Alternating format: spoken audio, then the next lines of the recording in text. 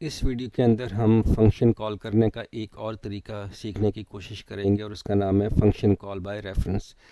अब तक हम जो फंक्शन को कॉल करते हैं हम फंक्शन को कॉल करते हैं कॉल बाय वैल्यू।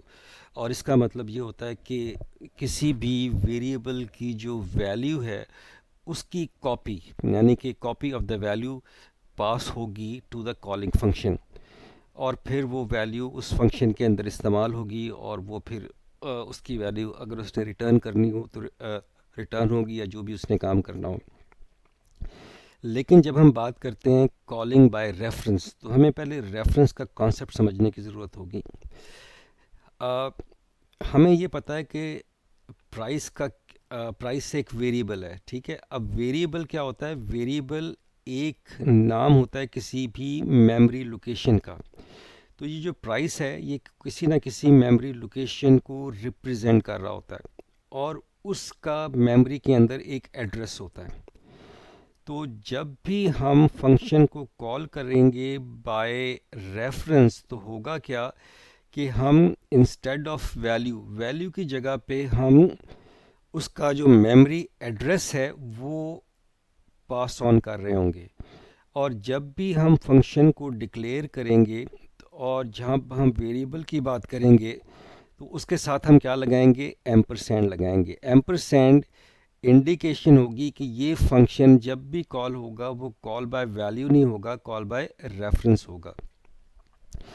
तो अब अगर हम इसकी एग्जीक्यूशन देखें तो अब एग्जीक्यूशन कैसी होगी कि हमारे पास एक ये फंक्शन है, मेन फंक्शन, उसके अंदर हमने प्राइस यहाँ पर एक वेरिएबल डिक्लेयर किया हुआ है। अब जैसे ही प्राइस वेरिएबल डिक्लेयर होगा तो मेमोरी में एक जगह बन जाएगी और उस जगह की लोकेशन जो है वो प्राइस रिप्रेजेंट कर रहा होगा, ठीक है।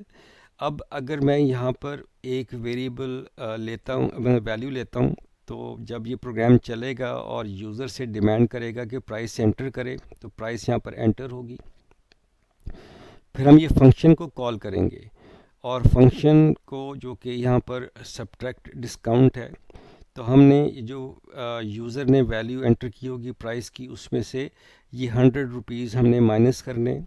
तो ये करने के लिए हम लोग क्या करेंगे? हम फंक्शन को कॉल करेंगे, लेकिन फंक्शन की डिक्लेरेशन में एंड एक्स लगा हुआ है। तो इसका मतलब है कि जो प्राइस की वैल्यू नहीं जा रही, प्राइस का जो एड्रेस है, उस जो लोकेशन का एड्रेस है वो पास ऑन होगा। तो जब एड्रेस पास ऑन होगा और उसके बाद फिर हम उस एड्रेस के साथ, अब x क्या है? x की कोई वैल्यू नहीं है, ये रिप्रेजेंट कर रहा है मेमोरी लोकेशन को, ये भी रिप्रेजेंट कर रहा है मेमोरी लोकेशन को। अब मेमोरी लोकेशन पे कोई ना कोई वैल्यू प्राइस की पड़ी है जो कि हमने एंटर की थी। अब हम उस लोकेशन के ऊपर जो भी वैल्यू पड़ी हुई है उसमें से हम 100 माइनस करने जा रहे हैं। तो अब क्या होगा? उस मेमोरी लोकेशन पे जहाँ पर वैल्यू पड़ी हुई है उस वैल्यू में से 100 माइनस होगा और इसके बाद यहाँ पर इस फंक्शन का काम ख़त्म हो जाएगा। क्योंकि जब हमने फंक्शन कॉल किया इसका मकसद ही ये है कि उस मेमोरी लोकेशन पे जाकर जो भी उस जगह पे हमने प्लस करना है या माइनस करना है वो करे और इसके बाद यहाँ पर काम ख़त्म कर दे। तो जो भी वैल्यू यहाँ पर एंटर की जाएगी फंक्शन के कॉल होने के बाद उसमें से माइनस क्या हो जाएगा? 100 हो जाएगा। इसको अब हम एग्जीक्यूट करके देखते हैं। अब मैं इसको कंपाइल करता हूँ और एग्जीक्यूट करता हूँ, देखता हूँ कि इसके अंदर कोई एरर तो नहीं है। ये हमारे पास सब कोई एरर नहीं है। तो अब यहाँ पर हम देख सकते हैं कि वो हमसे क्या मांग रहा है? एंटरप्राइज मांग रहा है। इस वक्त कंट्रोल हमारा कहाँ पर है? यहाँ पर है, एंटरप्राइज के ऊपर है। फॉर एग्जांपल मैं यहाँ पर 500 करता हूँ। जैसे मैंने 500 किया तो यहाँ पर आके हम लोग रुके हुए हैं। तो जैसे ही मैं एंटर करूँगा ये फंक्शन कॉल होगा। जैसे ही फंक्शन कॉल होगा ये प्राइस की वैल्यू मैं यहाँ पर दे रहा हूँ, यहाँ पर वेरिएबल मैंने यहाँ पर लिखा है, लेकिन ये फंक्शन कॉल होगा बाय रेफरेंस, क्योंकि यहाँ पर कॉलिंग फंक्शन में क्या लगा हुआ है? एम्परसेंड लगा हुआ है। इसका जो एड्रेस है वो यहाँ चला जाएगा। अब जैसे मैं यहाँ पर 500 करूँगा उस मेमोरी लोकेशन के ऊपर क्या चीज़ जाके सेव हो जाएगी? 500 वहाँ पर जाके सेव हो जाएगा। और जब वो 500 जाके सेव होगा तो इस लाइन की बदौलत x is equal to x minus one, x के अंदर क्या पड़ा हुआ है? एड्रेस पड़ा हुआ है। अब 500 में से ये वाली वैल्यू 100 माइनस हो जाएगी, तो मेमोरी लोकेशन के अंदर पहले 500 था, माइनस 100 हुआ, तो वहाँ पर क्या हो गया, 400 हो गया।